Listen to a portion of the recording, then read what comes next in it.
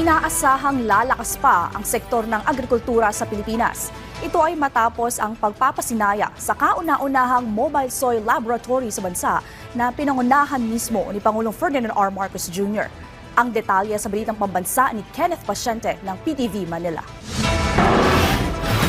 Aakalaing simpleng truck, pero ang 10-wheeler truck na ito ay fully equipped sa mga makabagong kagamitan at pasilidad na makatutulong sa pagsusuri ng soil parameters o kalidad ng lupa ng mga magsasaka sa bansa.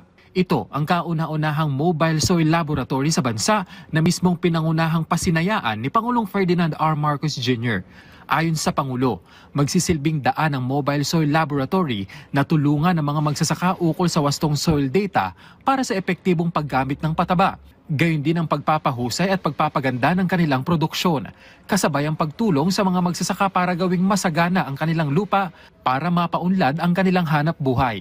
May kakayahan ang MSL na magsuri ng higit 40 chemical, physical at microbiological parameter ng lupa at tubig. Sa pamamagitan nito, matutulungan ang ating mga magsasaka na masigurong malusog ang kanilang lupa, ang pundasyon ng mas mataas at mas masaganang ani. Makapagtuturo rin anya ito sa kanila ng bagong kaalaman sa teknolohiya at makabagong pamamaraan sa agrikultura dahil magsisilbi rin itong training facility. Higit pa riyan ang tulong ng naturang laboratorio para bumuo ng mga makabagong teknik sa agrikultura na ayon sa Pangulo ay makapagpapalakas pa ng sektor ng agrikultura at pagkamit ng food security sa bansa. Hindi lamang ito'y nakakatulong sa ating mga magsasaka.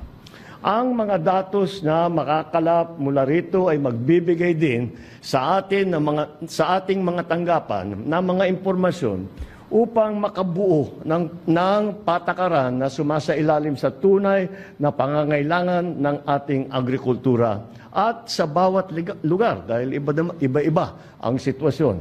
Nagkakahalaga ng 38 million pesos ang bawat mobile soil laboratory.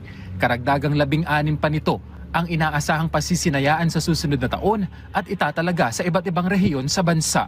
Layunin ng proyektong ito na bigyan ang ating mga magsasaka ng kaalaman at teknolohiyang magagamit nila na siyentipiko na paraan ng pagsasaka. Patuloy natin susuportahan at palalawakin ang kapasidad ng ating mga kasalukuyang soil laboratory na matagal nang katuwang ng pamahalaan sa pagsusulong sa kaunlaran.